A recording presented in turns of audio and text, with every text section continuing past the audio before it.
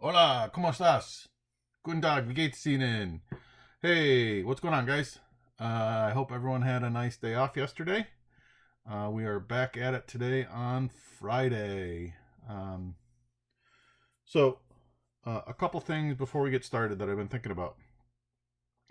So, next week, I think the plan is we're going to go Monday and Tuesday and Wednesday next week. And Wednesday will be actually the unit test. So we'll take the unit test on kinetics and equilibrium on Wednesday.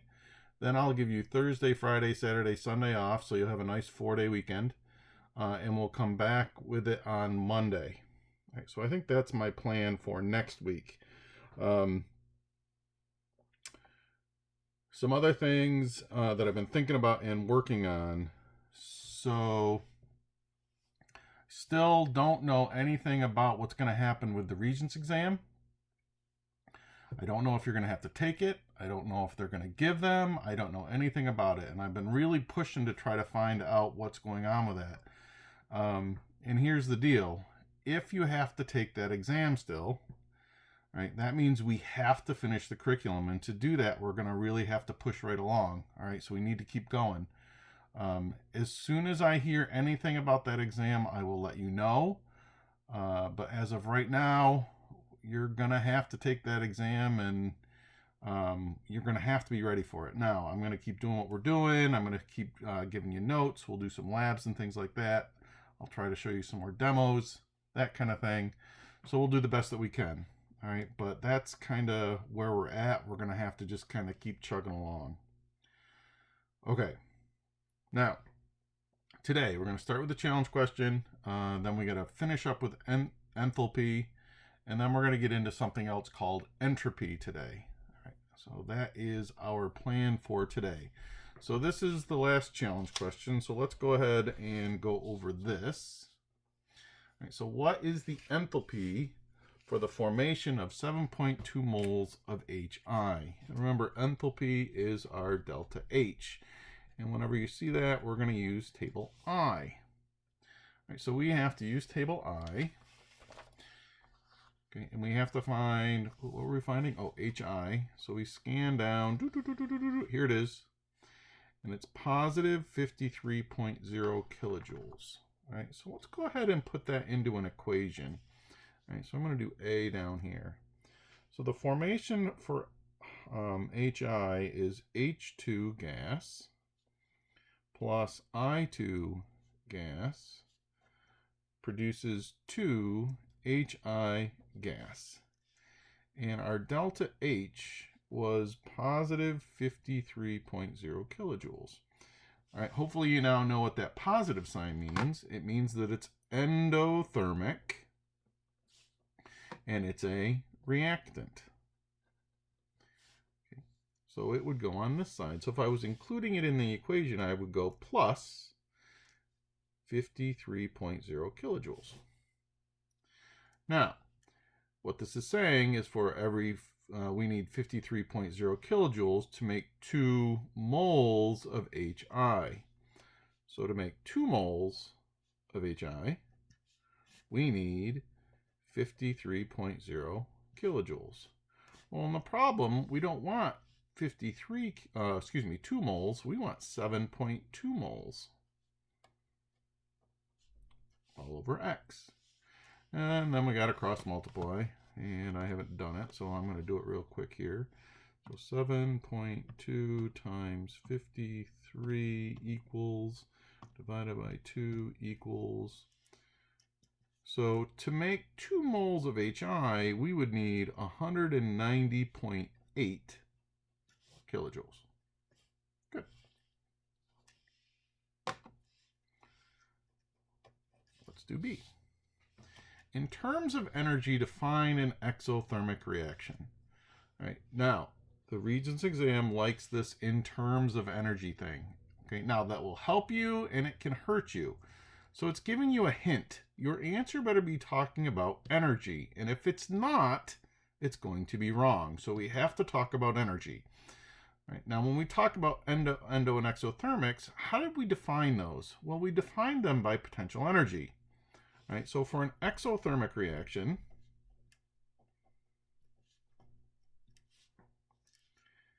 the products have less potential energy than the reactants. That is the definition of exothermic in terms of energy, because we're talking about potential energy. Now, because the products have less energy than the reactants, energy is released. Energy is released. All right, so there's the challenge question from the other day.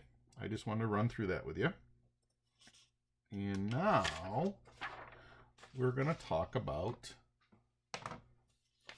a little bit more about enthalpy, and then we're going to talk about entropy. So, enthalpy, or our delta H, or also called the heat of reaction. Okay. It's also sometimes called the heat content of a system. The total heat content of the system. Now, I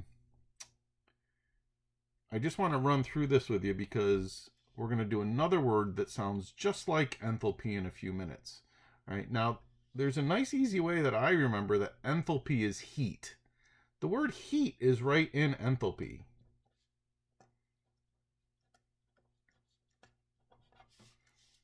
H E A T. Heat. Okay, so when you see the word enthalpy, we're talking about heat. Okay. Now, just for fun, let's sketch two graphs real quick. Okay. And this one is this one, and then this one is this one. Now, hopefully at this point, we know my reactants are here, my products are here. So hopefully you understand that this curve is exothermic, and heat will be released, and it feels hot. All right, so this one's exo because the products has less energy than the reactants. This one's endo because the products have more energy than the reactants. Now, let's look at, what is this distance right here?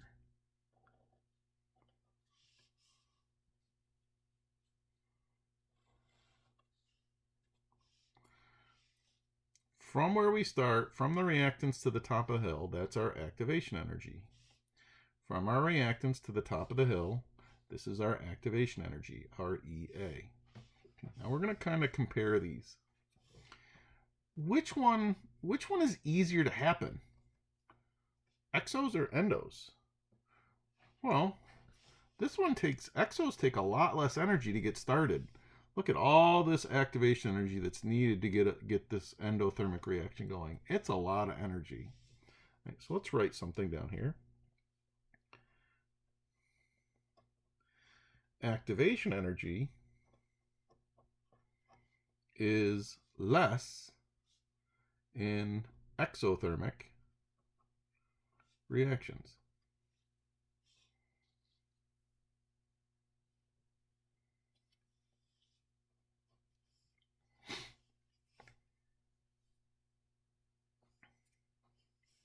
Okay. Next thing I want to talk about. Does nature like high potential energy, or does nature like low potential energy? We've talked about this before. Okay. And we did it with this. All right. So as I raise my pen up here, potential energy increases. If nature likes high potential energy, the pen stays. But if it doesn't, if it likes low, it's going to drop. So nature likes low potential energy. All right, well, let's look at these two right here. Let's look back here. Here, we're going from a high potential energy to a low potential energy. Over here, we're going from a low potential energy to a high. Which one do you think nature likes better?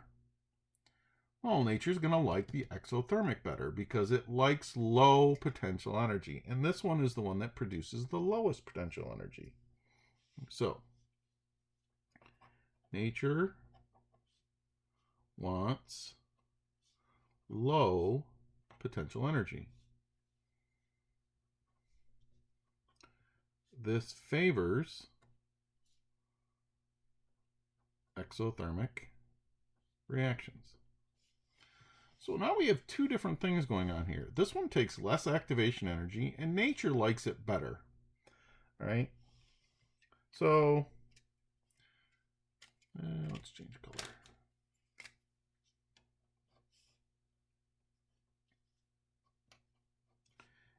It is easier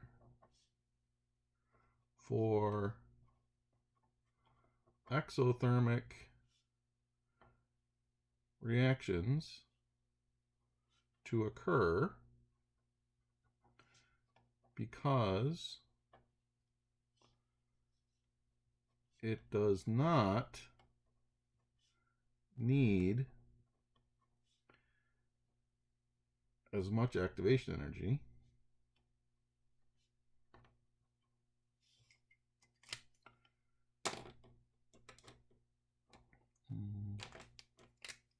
and exothermic reactions end with a lower potential energy. So because of those two things,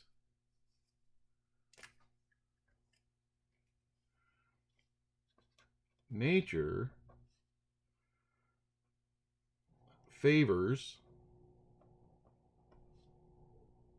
exothermic reactions over endothermic reactions. Well, that doesn't mean endothermic reactions don't happen, but nature tends to favor these. All right, nature likes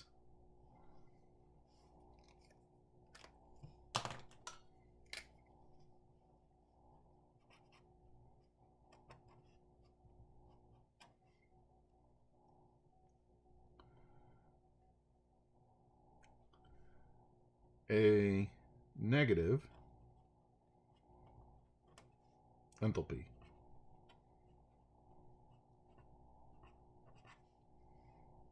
Or a negative delta H. Or it wants exothermics reactions.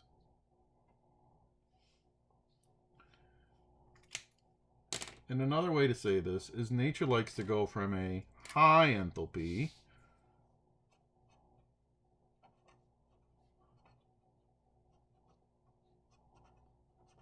to a low enthalpy. This is going to be important after we get through what we're going to do next. All right, so nature likes exothermic reactions. Remember that. Nature likes exothermics. Nature likes exothermics. Nature likes exothermics.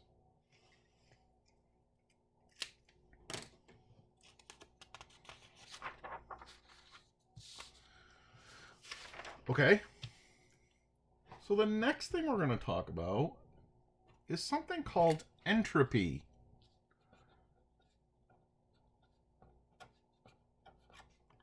It sounds like enthalpy, but it's not heat. Okay? There's no heat. You can't spell out heat in entropy. All right, this is not heat. Now, we use delta S for entropy. Now, what is entropy? Entropy is a measure of the disorder of a system. A measure of the disorder of a system. Okay, well, what the heck does that mean? Well, let's do this. Let's draw two boxes. Let's draw one here. And let's draw one here.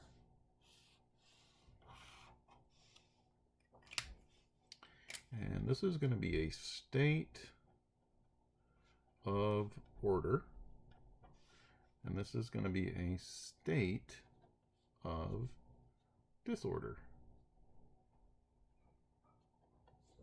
State of order, a state of disorder. Well, on the state of order side, everything's nice and neat and organized.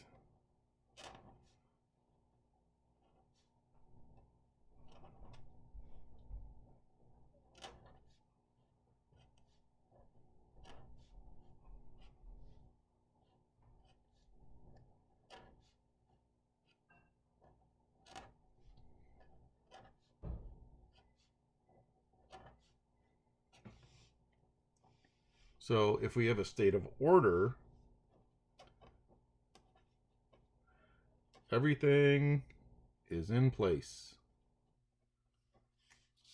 Or there are lots of rules. There's a strict order.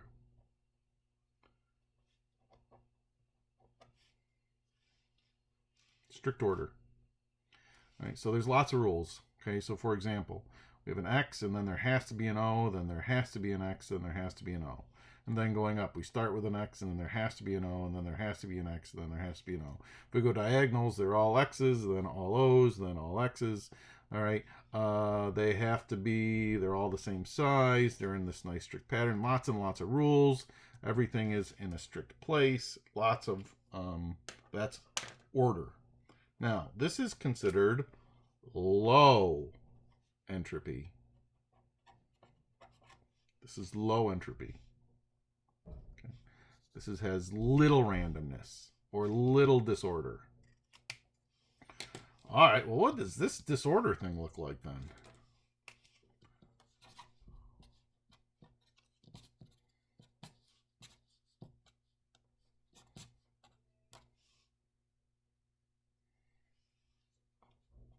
Random. Messy. No rules. Anarchy. So there's no, this is completely random, complete disorder, right? And this is what's called high entropy.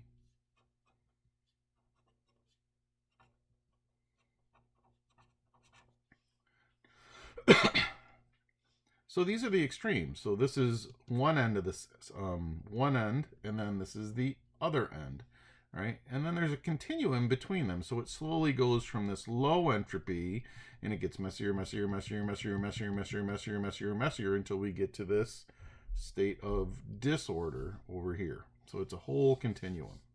Now,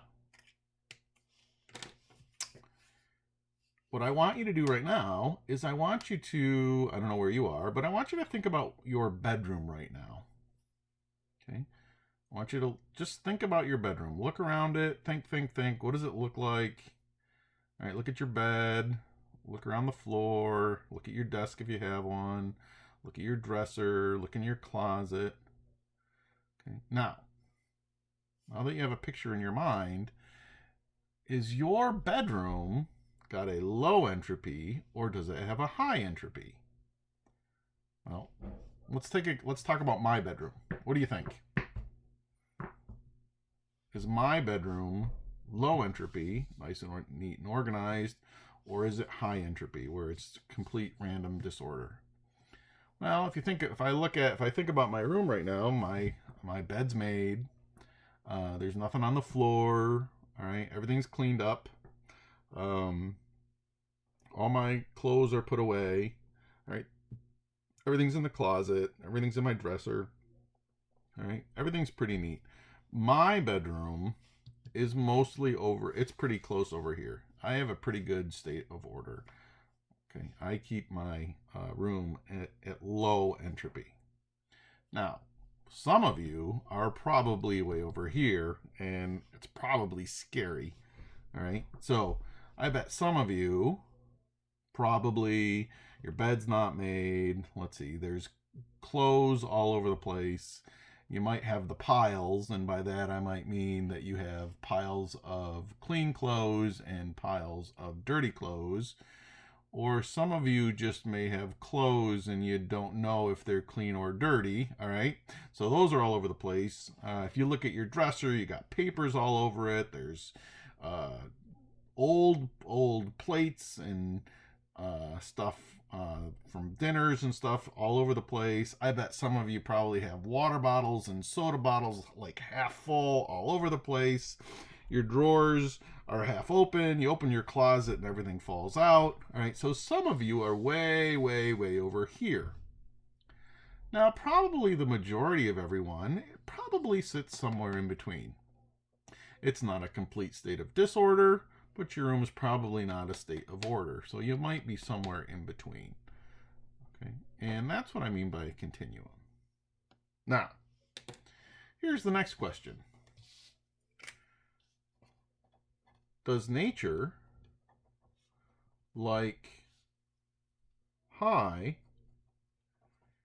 or low entropy? Does nature like high or low entropy? Does nature like a state of disorder, or does nature like a state of order? Well, let's see if we can figure it out. Okay. I want to use your bedroom as another example. Okay, so let's say that we're over here towards the state of disorder, and your parents come in and they say, all right, you're going to clean up this room. You're not going anywhere until it's spotless. And you're like, oh. So you get up, you go through your clothes, and you put the dirty clothes in the dirty clothes basket and take it down to the laundry. You put your clean clothes away, you clean up your dresser, you throw out the papers, you take care of all the plates and stuff, and you take them down to the kitchen and the dishwasher. You get rid of all of the water bottles and put them away, and you change your sheets and make your bed, and you clean up your closet, and you vacuum, and you spend a couple hours, and you put a bunch of energy into it, and eventually we have a nice state of order and your bedroom is clean. Ready? How long does your bedroom stay like this? How long does it stay in that state of order? I bet some of you will say, oh, an hour, and then you'll have messed it up. And some of you will say, oh, it might last a couple days. Okay. Some of you say, I kind of make it a week. Right? But over time, what happens to your room? Does it stay here? Because that's where it was. Or does it slowly go over this way? Ah! Now, I know you don't mean for it to get messy, right? You didn't purposely go in there and mess it up. Well, maybe some of you did. All right, but you don't purposely go to mess it up. But what happens is it slowly goes towards this state of disorder. I didn't mean for it to happen. Well, that's true in nature. Nature tends to go from low entropy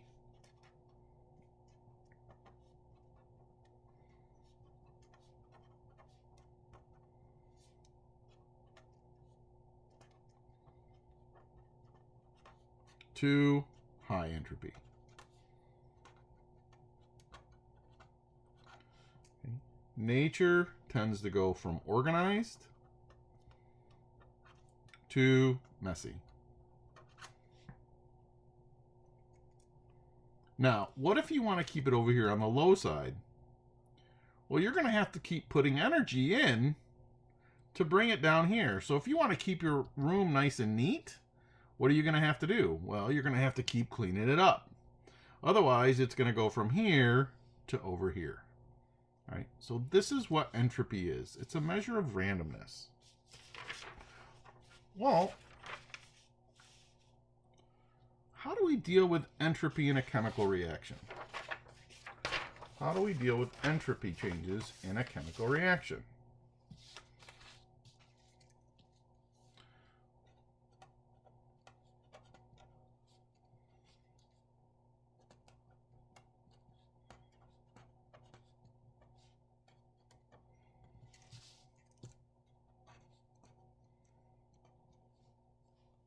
Remember, entropy is delta S. Well, when we're looking at entropies in chemical reactions, the very first thing we want to look at is what the phases of the reactants and products are doing.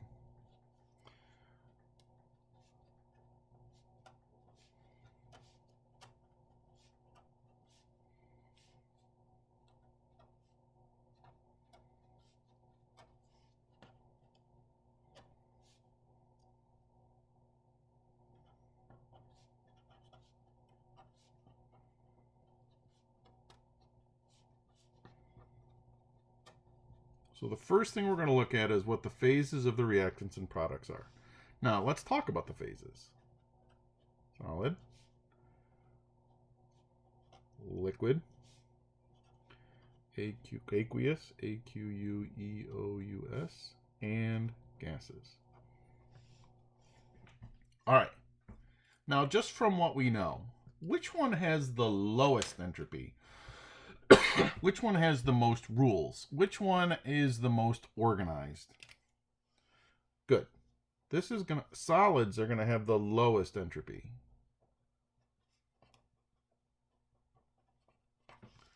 Strict, rigid, geometric pattern. Everything in its shape, everything in its place. Okay, so solids have the lowest entropy.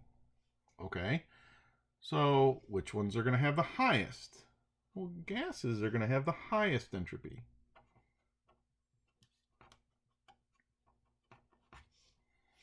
Okay, there's no pattern. These are vibrating, rotating, translating, constant, random, straight line motion. They're all over the place. All right, so gases have the highest. All right, this is actually the order from lowest to highest. Solids have the lowest. Liquids are a little bit more. Aqueuses are a little bit more. And then finally, our gases are the highest.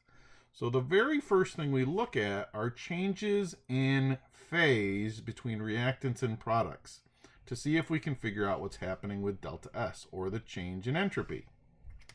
Well, if we can't figure it out by phase, the second thing we look at are elements versus compounds.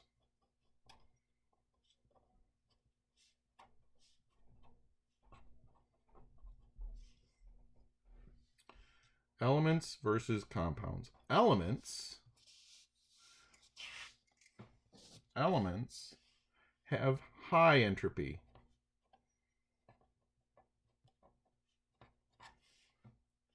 Compounds have low entropy. Now, why do compounds have low entropy? Well, there are a lot more rules.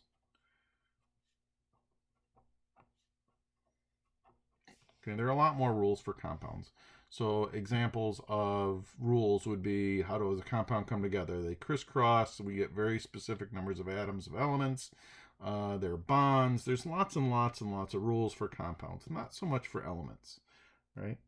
So now, we always look at phases first, all right? So let's try one. Let's look at this reaction. CH4 gas plus 2O2 gas going to CO2 gas and 2H2O liquid. Right, and I want to know what's happening with delta S. And now when I ask you what's going on with delta S, I want to know, is it increasing or is it decreasing? Okay, is it going from low to high or high to low? So the very first thing we look at is we look at our phases. So I have 1 mole of gas over here, because that's a 1. I have 2 moles of gas over here. So I have 3 moles of gas on this side. Right. Over here I got 1 mole of gas and 2 moles of liquid. So I got gases going to a gas, and then I have gases going to a liquid.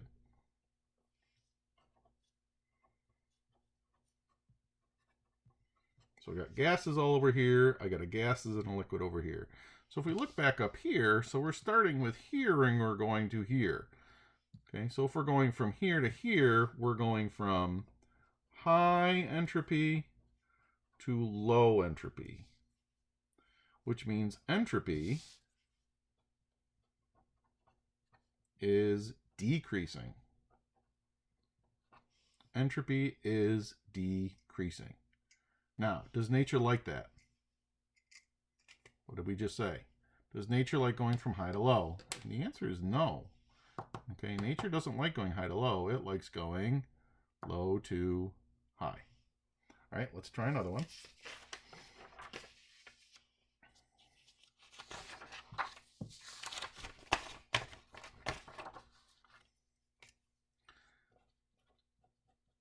Let's say we have C6H12O6 solid plus 6O2 gas going to 6CO2 gas plus 6H2O liquid.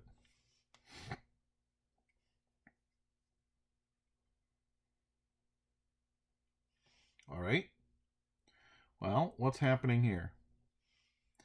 Well, I have solids and gases on this side, and I have gases and liquids on this side. So if we look at it overall, all right, this has gases and solids, G's and S's, gases and solids. This guy has gases and liquids.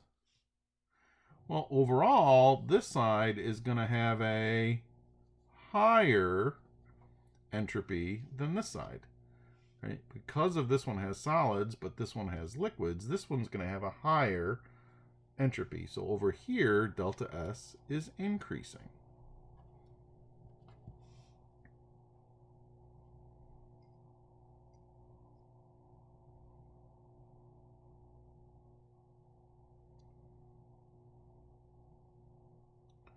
All right, let's try this one. N2 gas plus 3H2 gas going to 2NH3 gas. Well, if we look here, we got gas, gas, gas. We got gases all around. All right, so it's kind of hard to figure out what's happening with entropy if everything's gases. So we can look at this also. The second thing we look at is elements versus compounds. Over here we have all elements on the reactant side.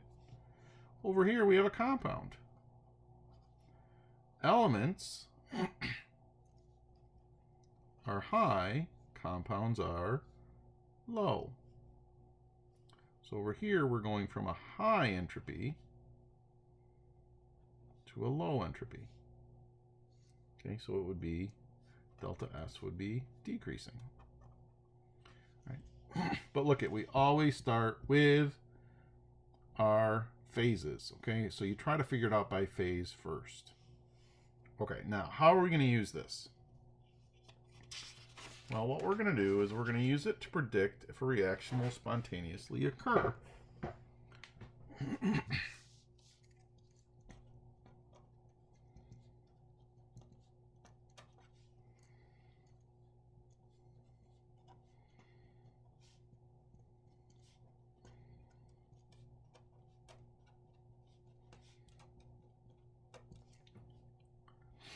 We're going to predict if a reaction will spontaneously occur. Now, what does this spontaneously occur mean? When I say spontaneously occur, what I mean is when we put the reactants together, the reaction happens. That's what spontaneously occurs means. All right. If I put the reactants together and nothing happens, that means it's non-spontaneous. So I want to know, will it spontaneously occur or not? Right, and to do this, the first thing you're going to do is figure out delta H and delta S. Where do we get delta H from? Table I. Where do we get delta S from? Figure it out. Okay, we figure it out. First we use phases. And then we use elements and compounds.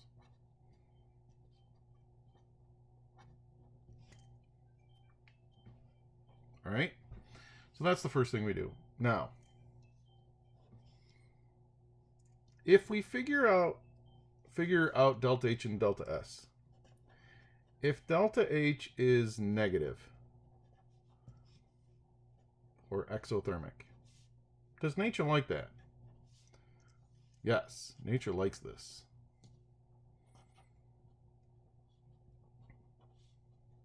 Okay, and we just went through that. Nature likes exothermic reactions. If delta S is increasing, low to high, does nature like that? Nature likes going from low to high, so this is a yes. Nature likes this too.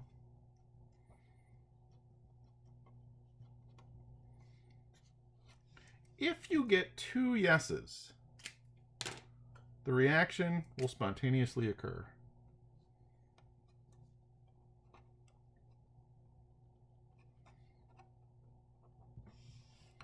Okay. If you get 2 yeses, the reaction will spontaneously occur. This one will happen.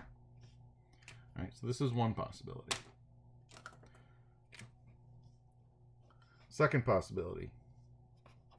Delta H is positive. Or we have an endothermic reaction. Does nature like a positive delta H? No, nature doesn't like that. It likes exothermics. Well, what if delta S is decreasing? Going from high to low. Does nature like that? That's a no also. If you get 2 no's, we know that the reaction will not spontaneously occur. Nothing will happen when we mix those reactants. All right, so there's 2.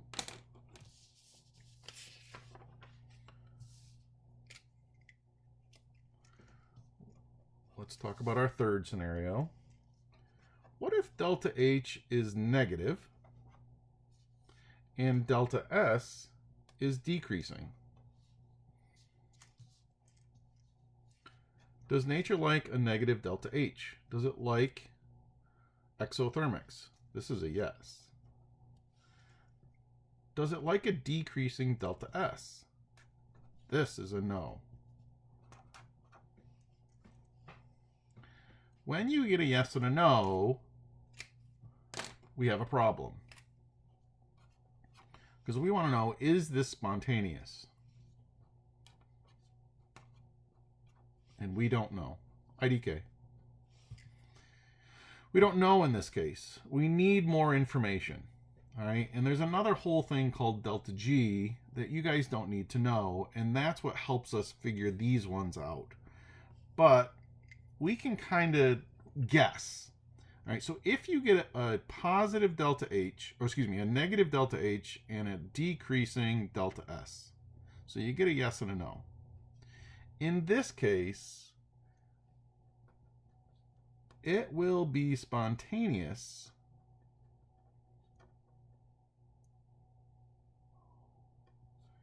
if temperature is decreasing. Okay, so if you get a negative delta H and you figure out that delta S is decreasing, if that's all you know, you're going to have to write, I don't know if this is spontaneous. That's what you're going to write. If it tells you that temperature is increasing, then it's going to be non-spontaneous. If it tells you that it's decreasing, then it's going to be spontaneous. All right, so this really depends on temperature. All right, now there's one more. Our fourth situation is when delta H is positive and delta S is increasing. Does nature like a positive delta H? That's a no. Does it like a delta S increasing? This is a yes. Guess what? We got a yes and a no. If we don't have any more information, we don't know what's going to happen with this reaction. If this is all they give us, we don't know. We don't know if it's going to be spontaneous. We don't know if it's going to react. Again, it's based on temperature. In this case, if temperature increases,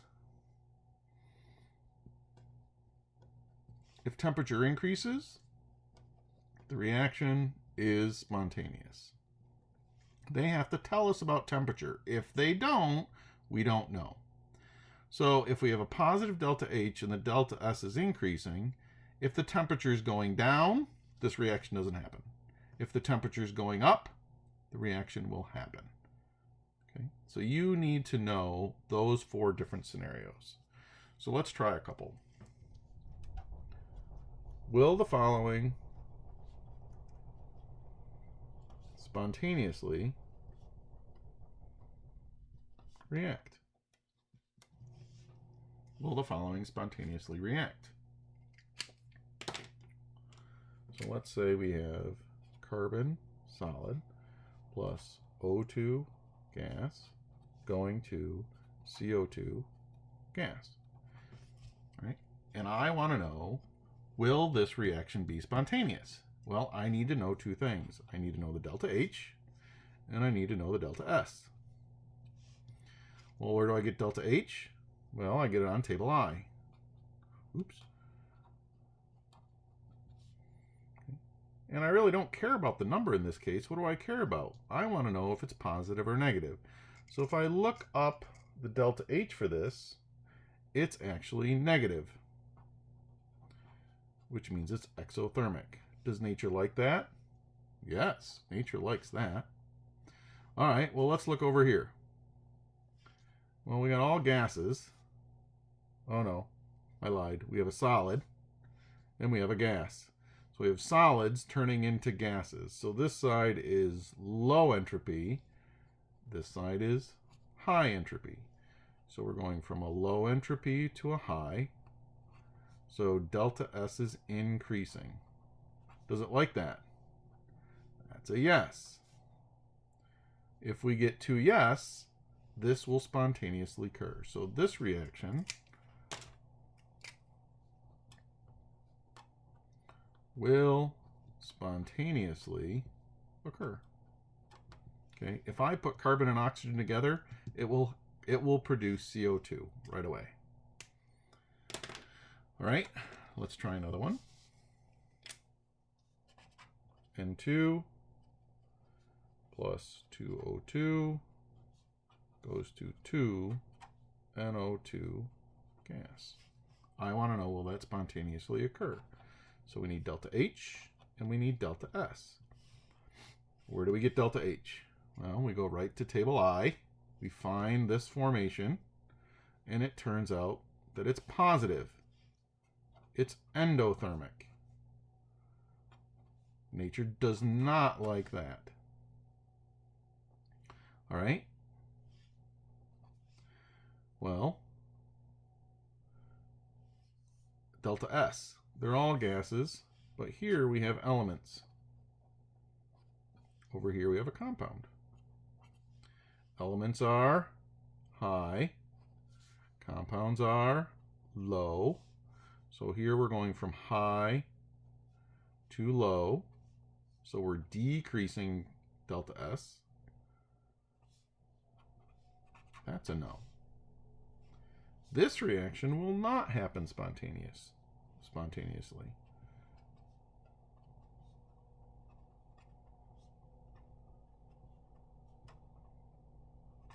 Okay, that one will not happen spontaneously. To make this reaction happen, we would actually have to force it to. Somehow we would have to force nitrogen and oxygen together to form that NO2. All right, let's do one more.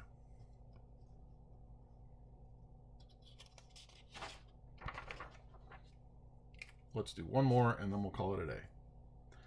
Let's say we have 4Al solid plus 3O2 gas going to 2Al2O3 solid.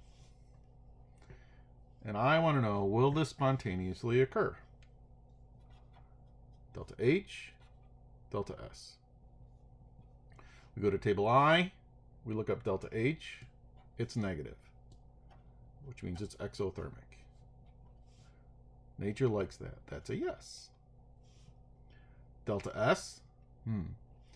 Well, we have solid to solid, but we have also gas to solid. So this is high to low. High to low. So this is decreasing. Does nature like that?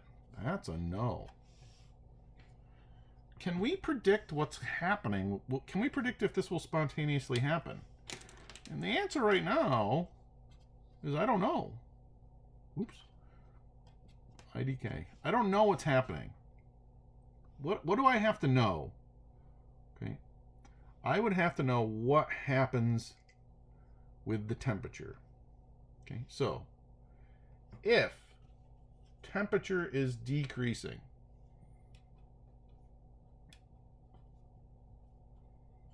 if it tells you that the temperature is decreasing,